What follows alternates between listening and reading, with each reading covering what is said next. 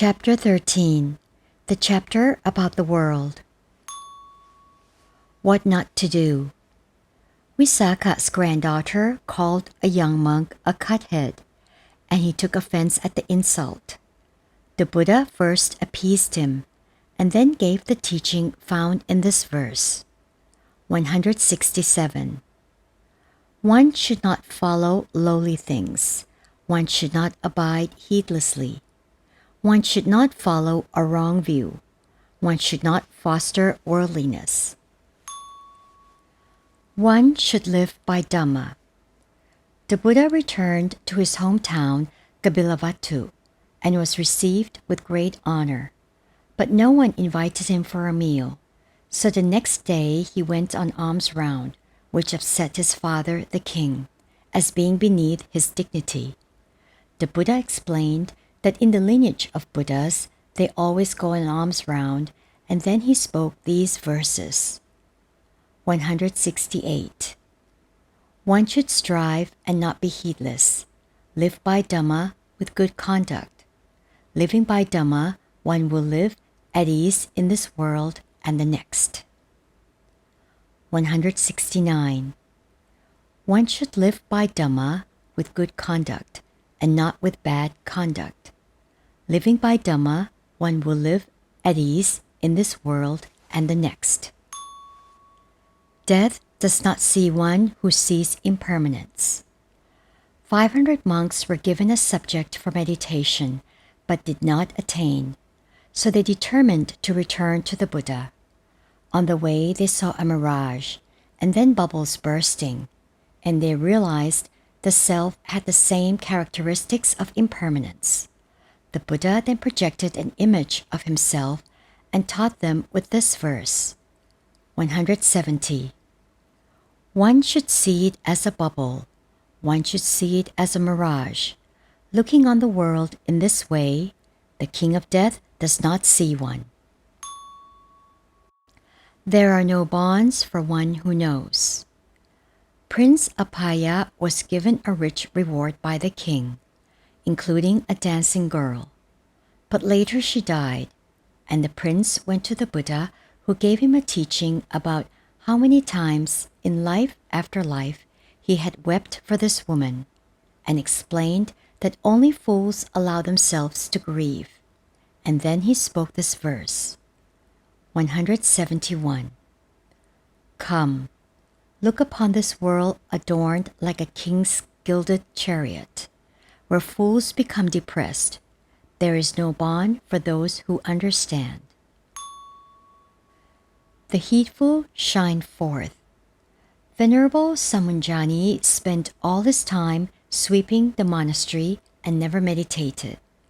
But Venerable Revata admonished him to spend some time in meditation, which he did and became an arhat. The Buddha confirmed to the monk his attainment and spoke this verse.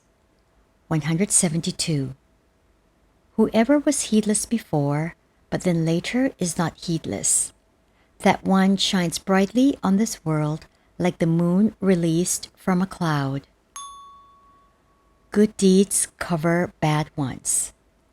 Angulimala was misled into killing many hundreds of people, but later he met the Buddha, who converted him, and he soon became an arhat.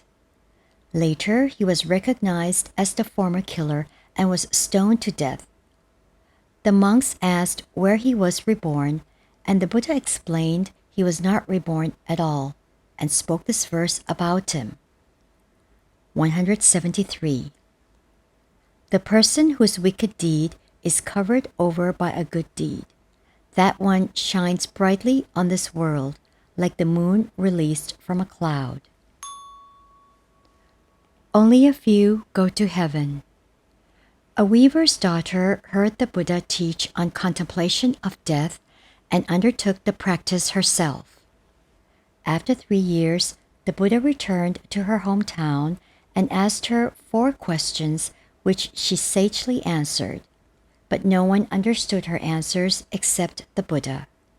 He then spoke this verse, hearing which she attained stream entry. 174. This world is blind. Few here have true insight. As few go to heaven as birds that escape from the net.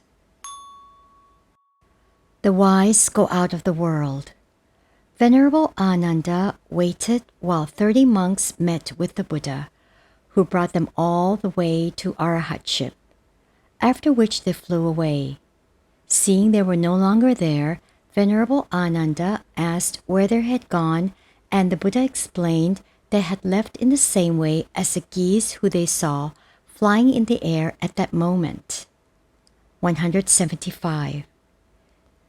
Geese go through the path of the sky, through the heavens by their power. The wise are let out of the world, defeating Mara and his host. The liar is capable of all wrongdoing. Jinja Manavika falsely accused the Buddha of impregnating her. The gods helped reveal the lie, and Jinja fell into Aveji, the hell of relentless suffering. The Buddha explained the matter with this verse. 176. For the person speaking falsely, who transgresses in this one thing, who has abandoned the next world, there is no bad thing left undone. The wise are generous. King Pasenadi gave gifts beyond compare to the Sangha with the Buddha at its head, something which happens only once in a lifetime. One of the king's ministers rejoiced, but another regretted the expenditure. The first was richly rewarded, and the second was banished from the kingdom. The Buddha then spoke this verse about the situation. 177. The miserly go not to the world of the gods. Fools surely do not praise giving. But the wise one rejoices in giving, and through that he is happy hereafter. Stream entry surpasses worldly success. Anathapindika had a son who was interested in wealth, but not listening to the Dhamma. The householder, therefore, offered his son 1,000 pieces of money if he would go to the monastery, take the fast day duties on himself, and learn the verse from the Buddha. He did so and attained stream entry, and later refused his father's money.